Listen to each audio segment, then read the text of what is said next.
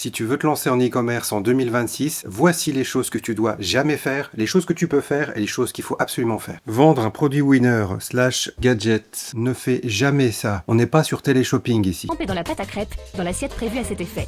Ça, c'est clairement un produit court terme et tu risques de vendre un produit inutile pour des gens qui en ont pas besoin. Tout ce qui va se passer, c'est que tu vas prendre le risque de te ruiner en pub au lieu de bâtir des fondations solides et un projet sur le long terme. Travailler le SEO de ta boutique en ligne, obligatoire. C'est le SEO qui va garantir tes ventes, même quand tu coupes tes pubs. Ça va te rendre visible aussi sur toutes les recherches en IA et c'est ce qui va asseoir l'autorité de ta marque. Travailler ton service client, obligatoire. C'est dans le contact avec ton client que se trouve l'argent. Tu verras que si tu soignes ta relation client sur le long terme, tes coûts d'acquisition vont mécaniquement baisser, ta LTV va augmenter. Sans parler de bouche à oreille, de la réputation au global, et ça c'est clairement une mine d'or. Utiliser le modèle du dropshipping, oui tu peux le faire parfois. Le drop, c'est ce qu'il y a de mieux pour tester ton produit ou ton marché, pour tester ton idée. C'est très facile à mettre en place, à condition que tu le laisses pas traîner trop longtemps, il faut vite évoluer, passer à autre chose. Lancer des campagnes de pub, ads, oui tu peux le faire au début, à partir du moment où ta niche est déjà validée.